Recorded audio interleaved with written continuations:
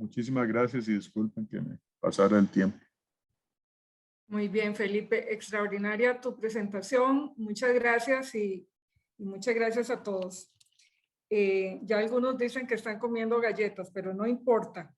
Tenemos para cerrar este ciclo, este bloque, la presentación del Servicio Fitosanitario del Estado sobre experiencias del Servicio Fitosanitario. Es nuestro ente regulador en materia sanitaria y fitosanitaria. Y lo que le pedimos a Magda es explicar un poquito la base legal, el fundamento, por qué es importante las medidas sanitarias, por qué es importante el análisis de riesgo de plagas y y algunos casos icónicos que ellos han tenido la experiencia de vivir con el tema de semilla asexual. Yo quisiera presentar a Magda. Es una ingeniera agrónoma con una gran trayectoria desde lo que fue la Dirección de Sanidad Vegetal a lo que es hoy el Servicio Fitosanitario del Estado, 32 años de servicio. Magda fue directora del Servicio Fitosanitario del Estado y lideró el Departamento de Exportaciones y ahora está a cargo de la Unidad de Análisis de Riesgo de Plagas en el Departamento de Normas y Regulaciones. Magda es una de las personas con mayor conocimiento en temas vinculados con las medidas sanitarias y fitosanitarias. Ha participado activamente en la Convención Internacional de Protección Fitosanitaria, cuya secretaría es la FAO, en la Organización Mundial del Comercio, en muchos comités especiales, en procesos de solución de diferencias a nivel global, y ha participado también en prácticamente todas las negociaciones de tratados de libre comercio en el capítulo sanitario y fitosanitario. Así que aprovechemos esta presentación de Magda porque me parece que es muy complementaria a a esta presentación magistral que hizo Felipe Arauz. Adelante, Magda. Muchas gracias, Tania, y muchas gracias a los organizadores por permitirme compartir con ustedes alguna materia regulatoria que no siempre es muy bienvenida, ¿verdad? Como mencionaba Silvia, a nadie le gusta mucho la parte de regulación, pero pues estamos insertos en el proceso de intercambio comercial y creo que siempre pues es importante explicar de dónde viene y cómo. Lo bueno de que yo sea la última es que tengo una charla bastante corta y concentrada, entonces, pues para así no demorar más el almuerzo. Voy a proceder a compartir la charla. A ver si ahí la pueden ver. Me imagino que ahorita. Sí se ve, tenés que ampliarla. Ya. Vamos a ver aquí. Ya, ahí. Ahí ya se ve, ¿verdad? Mejor. Perfecto. Ok. Bueno, yo voy a tratar de, por lo menos, transmitirle nuestra experiencia con relación a los requisitos fitosanitarios. Antes de eso, pues quería también compartirles un poquito de dónde viene la normativa que nos cubre y también algunas potestades que tenemos en el SFE que nos permiten llegar a los requisitos. Y ya propiamente en los requisitos, pues cómo se establecen, etcétera, que sea tal vez de interés para todos los que estamos participando en este importante foro. Y ya finalmente, pues voy a citar algunos ejemplos que hemos hecho de establecimiento de requisitos a través del análisis de riesgo para esos cultivos que ustedes ven ahí. Bueno, primero que nada, nosotros en el SFE tenemos convenios internacionales que nos aplican y que nos confieren derechos y responsabilidades. No es solo derechos de que uno puede regular, pero también hay responsabilidades de justificar técnicamente lo que uno hace, de publicar. Entonces, a eso se refiere esto. Dentro de estos tenemos a la Organización Mundial del Comercio, que vino a regir a partir de enero de 1995, ya tiene bastante rato de estar vigente. Y cuando entró a regir también el acuerdo sobre la aplicación de medidas sanitarias y fitosanitarias, AMSF, como se conoce, y también más recientemente, el acuerdo sobre facilitación de comercio, que más que todo regula la parte de comercio entre fronteras o fronterizo. Por otro lado, la Convención Internacional de Protección Fitosanitaria, de la cual somos signatarios desde 1952, también es otro ente que nos rige a nivel internacional con sus normativas que se conocen abreviadamente como NIMF, Norma Internacional de Medida Fitosanitaria, además de ser la organización internacional competente para la elaboración de normas fitosanitarias y conocida como una de las 3 hermanas en la OMC, junto con el Códex y con la Organización Internacional de Episodios, o la OIE, que es la que regula la parte de salud animal. En cuanto a la ley nuestra 7664, como Silvia decía, también es bastante viejita, ya entró a la tercera edad, diría yo. Y esta ley también nos otorga, además de las convenciones que tenemos y la normativa que tenemos que cumplir, funciones y obligaciones que los hacemos a través de reglamentos y disposiciones administrativas y también propiamente por la ley.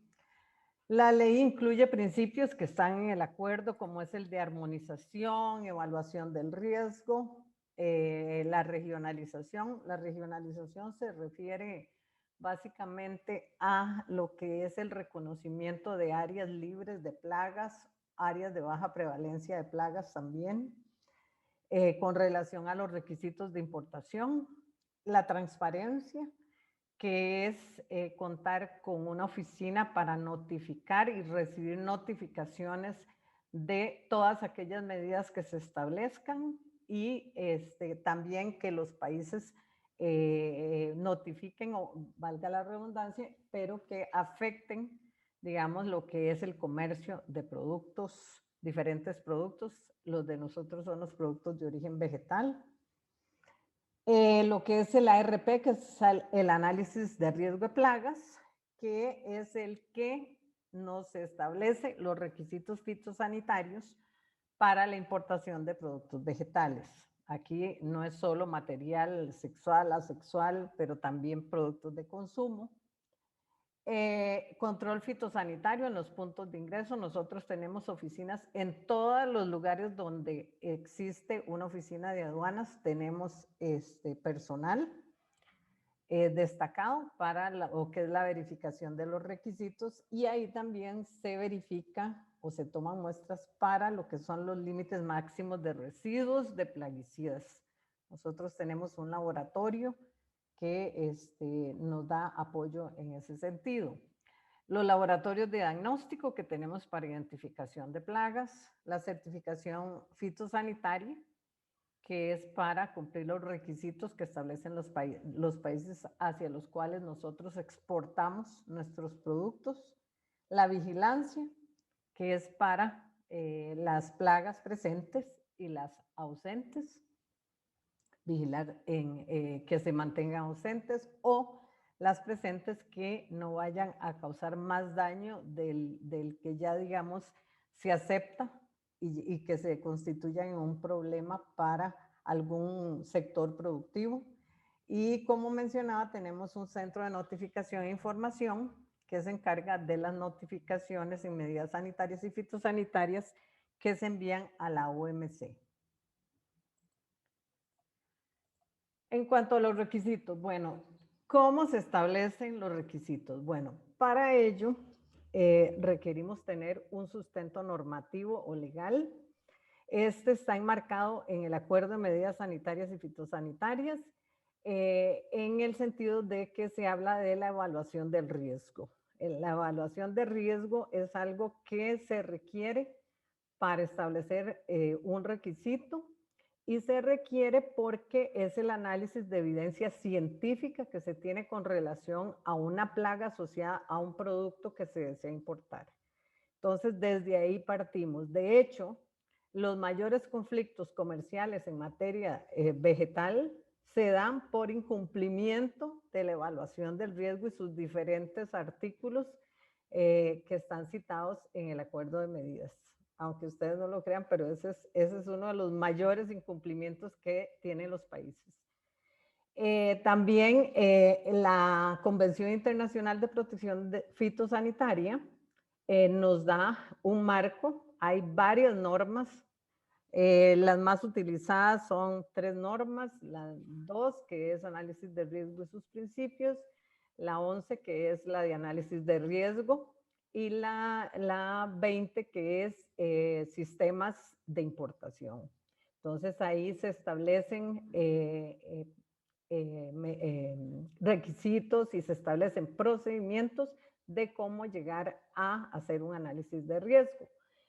El ARP es básicamente una herramienta con la que se cuenta, que viene de todas estas normativas que les indiqué, y que está compuesta por 3 etapas. Una etapa de inicio, en la cual lo que se hace es determinar si un organismo podría ser una plaga potencial para el bien que se quiere importar. También aquí se define el ARP, el lugar. Usualmente nosotros, como nuestro país es tan pequeño, el área del ARP casi siempre es el país entero, pero en países muy grandes como Estados Unidos, algunos de Europa, es solamente el lugar donde está plantado el cultivo, que es igual a lo que se va a importar, ¿verdad? Entonces, en el caso nuestro, nosotros tenemos, por ejemplo, si vamos a importar cítricos, varetas de cítricos, hay cítricos por absolutamente todo el país, los cuales pueden, en caso de adquirir plagas que se introducen, pues también ser un medio para la dispersión de esas plagas. Entonces, por eso se toma todo el país. Asimismo, en esta etapa de inicio, se analiza si hay otros documentos de análisis de riesgo que se hayan producido y que se puedan utilizar como una base para el análisis que estamos haciendo. Básicamente un ARP es como hacer una tesis de licenciatura. Yo le llamo a eso porque es tanto lo que se dura en la investigación de toda la literatura y las referencias, y todo tiene que ser evidencia científica. La segunda etapa es la evaluación del riesgo. Aquí vamos a categorizar aquellas plagas ya que puedan venir en la vía. La vía es, digamos, el fruto, una planta, un esqueje, un tubérculo, ¿verdad? Lo que se vaya a importar. Y ya definir, aquí se evalúa si tienen potencial para introducirse, que es introducción, establecimiento y dispersión de la plaga. Esas cosas se evalúan en esta etapa, y ahí ya se dice, bueno, esta sí, esta no, y las que queden ahí, en eso va haciendo como una especie de colador que vamos haciendo, es un screening, ¿verdad? Hasta llegar a la tercera etapa, que es el manejo del riesgo. En el manejo del riesgo, dependiendo del tipo de plaga, la evidencia científica, entonces ahí se establecen las medidas que luego van a ser los requisitos fitosanitarios de importación. Como por ejemplo, ¿qué? Bueno, por ejemplo, inspección, diagnóstico, traer un examen de laboratorio del país de origen, un tratamiento fitosanitario. Esas son las medidas que se establecen. ¿Por qué y para qué se requieren los requisitos o las medidas fitosanitarias? Bueno, primero que nada, para proteger del riesgo de plagas nuestros cultivos, o sea, hacia dónde va a ingresar el producto. Si no tenemos una plaga, eso implica que no tenemos que hacer ningún control. Vimos con don Felipe Arauz los enormes daños que pueden causar las plagas, o bueno, en este caso todo lo que se refiere a la parte fitopatológica. Entonces, ningún país quiere importar más costos a sus sistemas productivos. Entonces, por eso se establecen. También se requieren porque necesitamos hacer un intercambio comercial de productos vegetales, incluidas las plantas y el material propagativo, que es el objeto de este foro. Entonces, sí es importante pues tener en cuenta de que es el mecanismo que tenemos todos los países para estos objetivos que yo menciono aquí, que son bastante resumidos. ¿Cuál es el material más regulado a nivel, digamos, de todo el mundo? ¿Cuál creerían ustedes? Sorpresa, propagativo, sí, por supuesto. Aquí no importa si es semilla sexual o asexual, pero es el más regulado. ¿Por qué? Bueno, porque es el que va directamente a ser plantado en los lugares de producción. Y si trae plagas, pues lo que va a ocasionar es una dispersión. Si es una plaga cuarentenaria que no tenemos, pues entonces es un problema fitosanitario más que tenemos que resolver a nivel de la cadena productiva en nuestros campos de siembra. ¿Qué impacto tienen las plagas en el comercio? Y ya vimos con don Felipe, pérdidas, ¿verdad? Económico, social, ambiental. O sea, si una industria quiebra, simple y sencillamente, pues se ve afectada, digamos, todos los trabajadores que ahí estaban. Ambiental, posiblemente si la tenemos que controlar, vamos a usar más químicos que van a tener su impacto, ¿verdad? A eso se refiere eso. Un efecto rebote sobre las exportaciones. ¿Por qué rebote? Bueno, porque entonces los países que nos compran los productos, tiene esa nueva plaga, ok, vamos a ponerle esta nueva restricción y muchos pueden llegar hasta la prohibición, ¿verdad? No podríamos exportar más ese producto. Recientemente nos pasó con la Phoenix rubellini, que es una planta que se exportaba, una palma, y por la Xylella fastidiosa, que es una bacteria, el mercado no se cerró, pero los requisitos son tan estrictos que difícilmente el sector productivo los puede cumplir.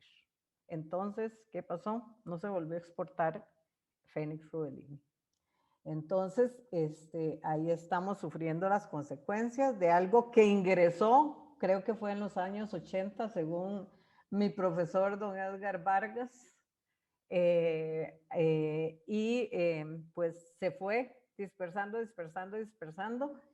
a una cantidad considerable de cultivos, aguacates, cítricos, entre otros, ¿verdad? Café también.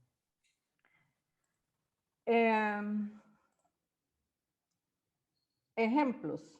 Bueno, nosotros para establecer requisitos, por ejemplo, tenemos que hacerlo, ¿verdad? De acuerdo al orden, según nos soliciten los usuarios, pero también podemos hacerlo para protección del país. En el 2017 se vio la necesidad por el Fusarium raza 4 de hacer un análisis de riesgo para plantas de banano, el cual, bueno, llevó una cantidad considerable de tiempo, se consultó con los sectores productivos, con gente de la UCR que trabajaba con eso, etcétera, hasta que ya finalmente en agosto y octubre, porque hubo que hacer una modificación, se hizo la notificación a la OMC. Nosotros cuando hacemos los requisitos y terminamos el ARP, algo que se me olvidó mencionarles, se deben notificar como parte de la transparencia a la OMC para que los países puedan comentar. Estos requisitos, cuando son nuevos, se tienen 60 días para comentarios. Si es una modificación de requisitos, se dan los 60 días, que es algo ya que está establecido, y además 6 meses para que la modificación de los requisitos, si son más estrictos de lo que estaban anteriormente, pueda el sector entonces productivo del país que exporta acomodarse a esos nuevos requisitos y cumplirlos. Entonces, para plantas de banano, esencialmente lo que se hizo, se prohibió todo tipo de material de países donde estuviera el Fusarium rasa 4. Esa es una medida extremadamente estricta, pero nadie brincó, nadie dijo nada, ¿verdad? Hasta la fecha. Nosotros creímos que la gente iba a hacer muchos comentarios, no hicieron. Y para los países donde no está, se pusieron bastantes restricciones, como por ejemplo que el banano in vitro tiene que venir con certificaciones de las plantas madres, que tienen que tener todo un sistema para producir in vitro que nosotros tenemos que valorar. Al ingreso, en un principio se estableció una cuarentena de hasta 3 meses post entrada, pero luego se vio que no era necesario porque nosotros al ingreso de las plantas estábamos haciendo también diagnóstico de Fusarium rasa 4. Es importante mencionar que los requisitos no sirven para nada si uno no tiene un buen laboratorio de diagnóstico, porque entonces no estaríamos verificando que realmente un producto venga libre de plagas. Bueno, plagas, nosotros le llamamos plagas a todo, malezas, la parte de patógenos, insectos, caracoles, todos son plagas para nosotros. Así lo tenemos definido en el mundo fitosanitario. Bueno, entonces, desde eso, las plantas de banano están en eso. Casi nadie se ha podido certificar de los lugares de producción in vitro por los requisitos y no ponen claras las cosas, no hay trazabilidad, no ponen cómo hacen los procedimientos, entonces pues han sido pocas, lo cual pues eso ayuda también a que tengamos menos exposición, aunque todo lo que es producido in vitro pues hay una publicación de que el Fusarium no se puede transmitir o se limpia a través de esa forma de producción. Pero ahí estamos. Coco de Brasil. Hubo una iniciativa del sector productivo costarricense de traer nueces para establecer plantaciones, toda vez que pues el coco es tan usado en mucha industria. Nosotros pues hicimos el análisis de riesgo, se determinaron 4 plagas de interés. Para las 4 plagas se establecieron requisitos, como es que, bueno, el envío tiene que estar libre, tiene que haber un tratamiento allá, fitosanitario, y aquí pues se van a hacer las verificaciones del caso. Entonces, se hizo solo para la nuez. Al final no se pudo hacer para plantas porque el riesgo de traer unas plagas que están allá y que nosotros no tenemos era bastante alto. Entonces se tomó la decisión de no incluir plantas, solo la nuez. En este caso, el coco, para contarles nada más la experiencia, arrancamos con 362 plagas. Esa fue en el inicio. Y ya fuimos descartando, haciendo el colador ese que les mencionaba, hasta que quedamos ya con 4 plagas. Entonces, pero ese proceso es extremadamente lento, porque imagínense que uno tiene que ir teniendo evidencia de todo, ¿verdad? Entonces, pues al sector importador a veces no le gusta mucho eso, pero no hay otra manera de hacerlo y como el mismo método indica que tenemos que tener evidencia científica y esa es la que vamos a evaluar para justificar técnicamente los requisitos. Este es un caso de unas plantas de aguacate que se quería traer de California. No les puedo decir en una página no cabían la cantidad de plagas asociadas a las plantas.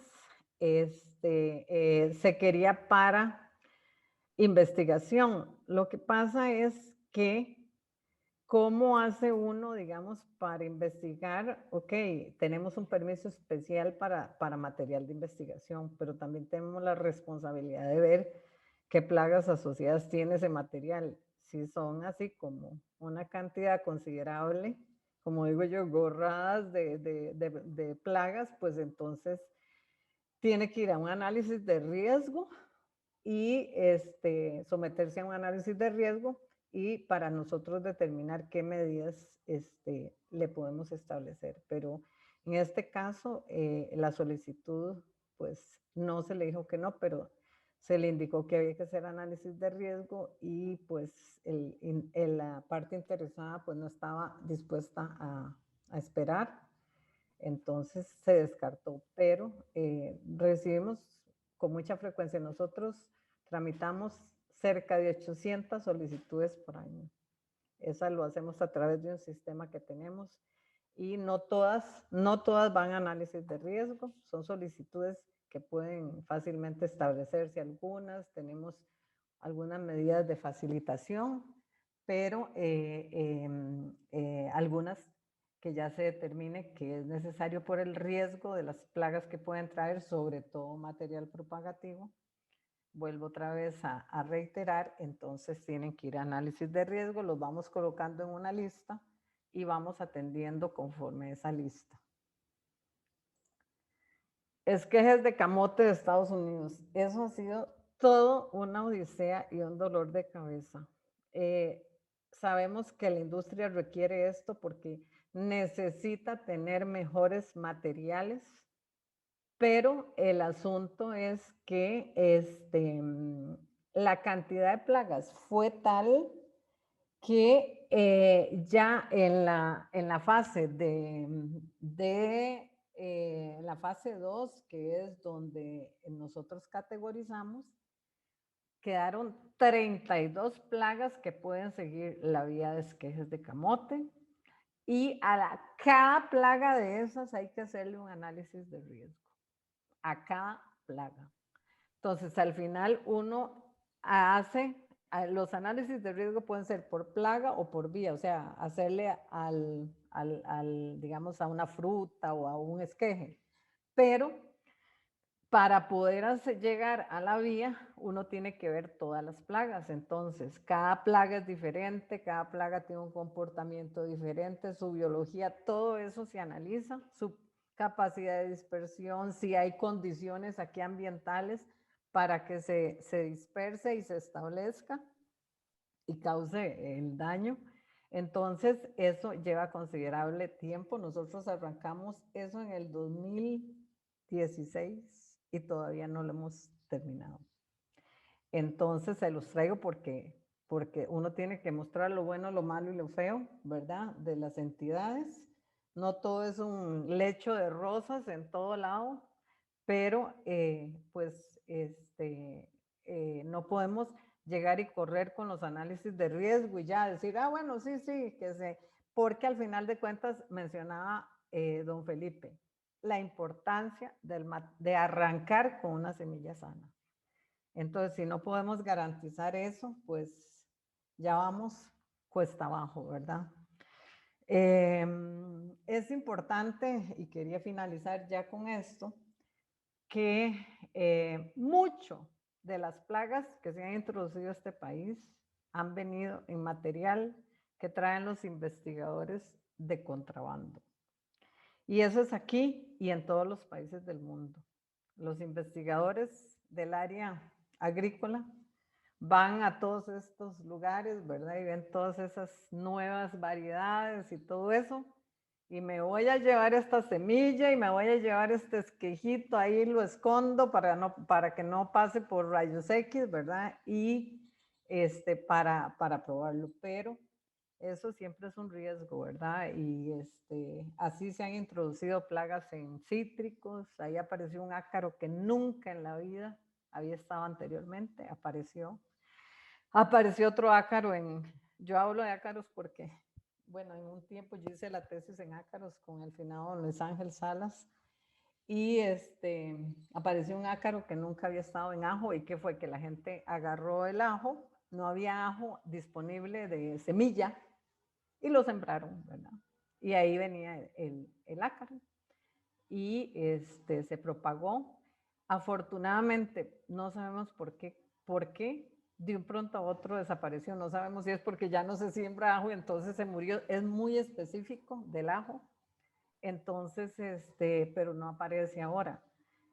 Claro, eso no es el caso de todas las plagas, ¿verdad? Pero sí les puedo decir que eso del desvío de uso también ocurre. Entonces uno trae cosas para consumo y la gente se las lleva y las siembra. Y eso es casi una cuestión, no es cultural, yo diría que es antropológica. De cualquier semilla, alguna cosa que uno le, voy a irlo a sembrar, ¿verdad? Y eso es no solo aquí, en todos los países del mundo. Y esa es una forma también en que muy rápidamente las plagas llegan a todo lado. Además de que a la gente le gusta andar jalando todas las cosas que hay en el país. Me voy a llevar unos jocotes, me voy a llevar unos mangos, me voy a llevar lo que sea porque solo aquí son ricos. Yo conocí el caso de una señora que me di cuenta, oiga, se llevó todo lo necesario para hacer un oye carne en Estados Unidos, aunque ustedes no lo crean. Y lo pasó. Entonces, todas esas cosas ocurren y esos son riesgos que para nosotros como entidad reguladora es muy difícil controlar, ¿verdad? El contrabando es una cosa, es un delito tipificado en la parte aduanera y es bastante difícil de controlar, pero que tiene sus efectos bastante nocivos en lo que es las plagas en agricultura. Yo les agradezco mucho la atención y sobre todo el esfuerzo que tal vez han hecho ahora, porque es la última charla, están cansados, tienen hambre, pero bueno, estoy a las órdenes para preguntas que puedan tener y si yo las puedo contestar, pues con muchísimo gusto, estoy a la orden. Gracias. Muchas gracias, Magda. Yo creo que un agradecimiento a Carolina, a Silvia, a Magda y a Felipe, en realidad de altísimo nivel sus presentaciones. Y para ir cerrando, hay algunas preguntas que yo recogí. Creo que muchas han sido contestadas durante las presentaciones de ellos, pero si los expositores quieren agregar un tema adicional, lo pueden hacer, por favor. Por ejemplo, Genoveva dice que las fronteras son porosas, que debería haber más vigilancia sobre el trasiego de semillas que hay a nivel de fincas. Voy a proceder a leerlas para que luego cada uno de ustedes pueda hacer referencia. Guillermo Solano pregunta a la ONS sobre programas de certificación para semillas asexuales. Y le sumo a esto una que hace William Vázquez. Dice, existe reglamentación para certificar viveros de plantas forestales, pero no se cumple. ¿Por qué no se cumple? ¿Qué falta? ¿Que se puede traspasar la responsabilidad a un regente forestal? También Anthony le hace una pregunta a Felipe. ¿Qué pasa con cultivos de producción continua? Donde se renuevan lotes, si hay un inóculo presente en la finca, a pesar de que la semilla, digamos, de renovación esté limpia. Y William Vázquez también hace un aporte a la presentación de Carolina para integrar temas de costos en el caso de semilla forestal. Así que, si gusta, Magda, empezamos con usted. Gracias, Tania. Lo que mencionaba, creo que en parte lo respondí con lo último que indiqué.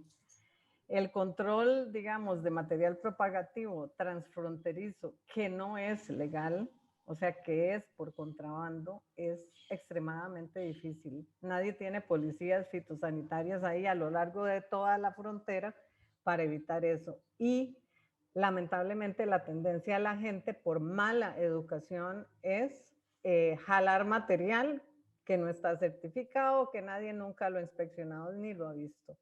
Le puedo decir que es muy difícil, que eso lo único que se combate es con educación. Si el productor es educado y sabe que la buena semilla es lo que hace una buena plantación, no va a ir a traer semilla de contrabando, ¿verdad? Eso se lo puedo asegurar. Y por más que la Oficina de Semillas controle y exija que todo venga certificado y nosotros igual, si no tiene esta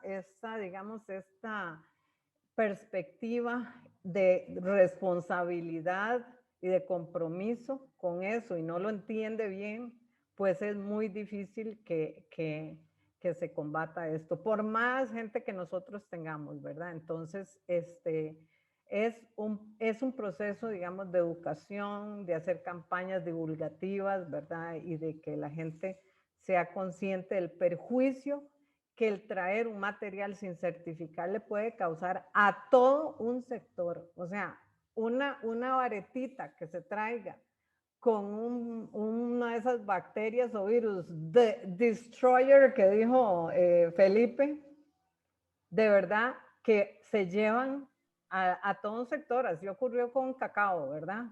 Cacao, eso nosotros consideramos fue un señor que fue a Brasil, trajo una mazorca de cacao llena de monilia.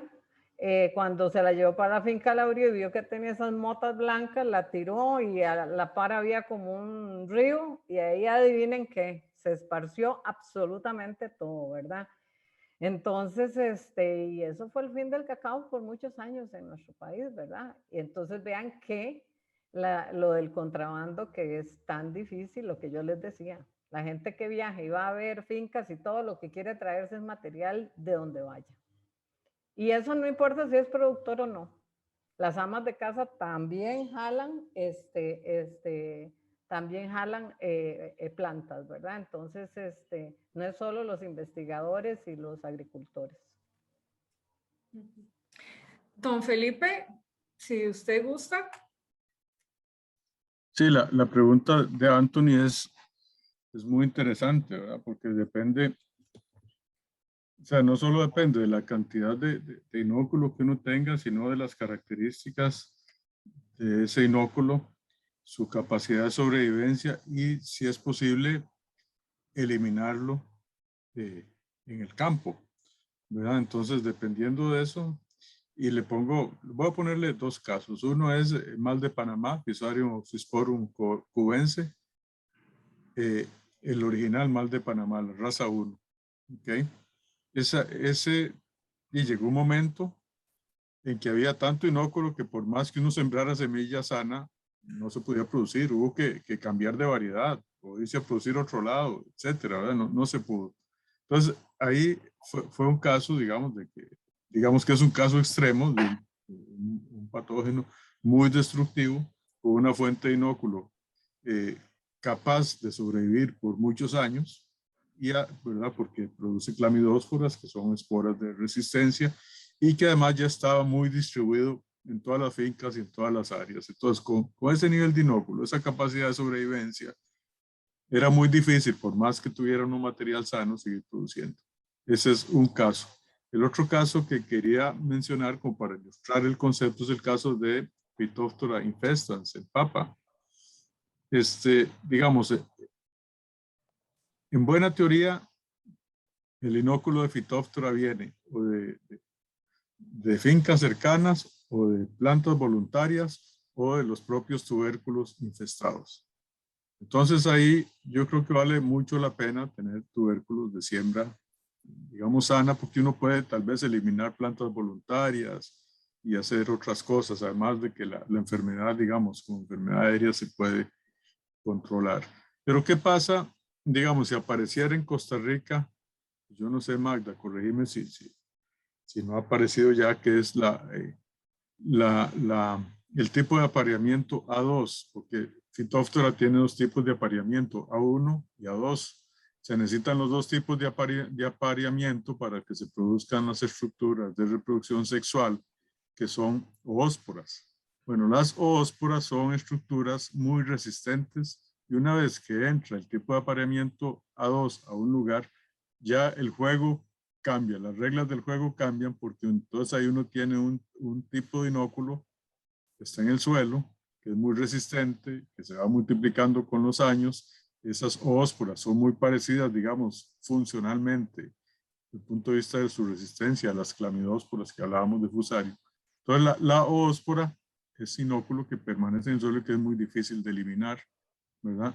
Entonces ya las reglas del juego cambian, ya no es tanto el inóculo que viene en los tubérculos, sino el inóculo que está ahí en el suelo, ¿verdad? Entonces ahí vean que el manejo va a cambiar si entra esa otra raza, porque entonces ya tenemos una fuente de inóculo muy diferente, más parecida, digamos, epidemiológicamente a lo que hablábamos de Fusarium, ¿verdad? En que puede haber grandes cantidades que no se puede eliminar, y entonces ahí quizás sea menos crítico. Yo no diría que no tiene importancia, pero quizás sea menos crítico la semilla sana en este caso que en el otro. Pero yo creo, el otro tema es ver la acumulación del patógeno en la semilla, digamos, si hay todo este fenómeno de degeneración o si el impacto es solo en esa generación, ese ciclo de siembra. Porque entonces si es solo en ese ciclo de siembra y no hay ese fenómeno de degeneración, entonces uno puede sí partir de material sano, ayuda en el tanto que reduce el inóculo inicial. Y entonces también, igual depende de la enfermedad, del manejo que le hagamos, ¿verdad? Digamos, manejo de vectores, ese tipo de cosas se vuelve importante. Entonces, Anthony, o sea, no hay una receta en este tema, digamos. ¿Qué pasa si hay alto inóculo? Bueno, ¿qué vamos a hacer? ¿Cuál va a ser? No es que no sea importante, digamos, o cuáles son las posibilidades de manejo que tenemos, tanto de ese inóculo como el desarrollo de la enfermedad, cómo se disemina en el campo a lo largo del tiempo. Entonces, es un gran depende, Anthony, como casi todas las respuestas en fitopatología, ¿verdad? No hay recetas. Muchas gracias, Felipe. Carolina. Sí, muchas gracias, Tania.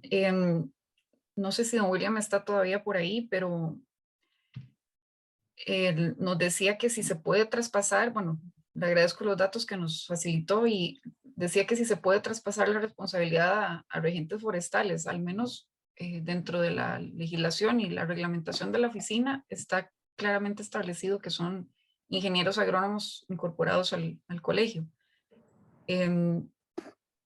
No está esa posibilidad, no existe esa posibilidad. Y en cuanto a la pregunta de Guillermo, sí hay directrices o normativas, bueno, la que él nos preguntaba también ayer de papa, que ya sabemos que tenemos deficiencias especialmente por el nematodo del quiste, por los nematodos del quiste, sobre todo en las etapas de básica 1, 2 y registrada, certificada, porque son las que dependen de reproducciones en el campo, y los campos tienen efectivamente poblaciones altas de los nematodos. Pero también hay una directriz de fresa, hay reglamentación en yuca y en caña que no se está utilizando. Por diferentes motivos, pero la intención es, en la medida de nuestras posibilidades, tratar de reactivarlas y llevarlas a buen término en pro de que los productores tengan mejores calidades de semilla. Muchas gracias, Carolina. Bueno, señores y señoras, ya tenemos 35 personas acá y creo que es el momento de hacer el cierre de este bloque y de esta actividad. Álvaro Sofeifa ahí planteó un tema que sería prácticamente tema de un foro para hablar sobre las nuevas temas emergentes en materia de biodiversidad y normas de acceso, y creo que es un tema que no podemos entrarle en este momento, pero es igualmente importante al tema que estamos hoy hablando de semillas asexuales. Yo quisiera ir cerrando este evento. En primer lugar, me parece que este evento demostró que el esfuerzo conjunto de nuestra institucionalidad puede generar foros de altísima calidad. Creo que hemos tenido 2 días, 2 mañanas y un poquito de esta tarde de discusiones muy ricas en temas que nos han llevado a ver dónde estamos en materia de semillas asexuales, en materia de producción de semilla de calidad, que es diferente de semilla asexual certificada. Creo que hemos visto experiencias de otros países que nos ponen en contexto de por dónde podemos avanzar o cómo estamos con respecto a otros países que son realmente una referencia a nivel mundial en materia de semillas. Estamos absolutamente convencidos de que este tema permite pensar que Costa Rica puede avanzar en nuevos modelos de negocios que incrementen el parque semillerista nacional, ofreciendo productos de calidad, tratando de trabajar en costos para que esa semilla tenga el menor costo posible al productor y podamos contribuir efectivamente a la competitividad del sector agropecuario. Pero tenemos que, como decía Magda y Silvia, ahora educarnos y entender de mejor forma qué tipo de instituciones queremos, ¿verdad?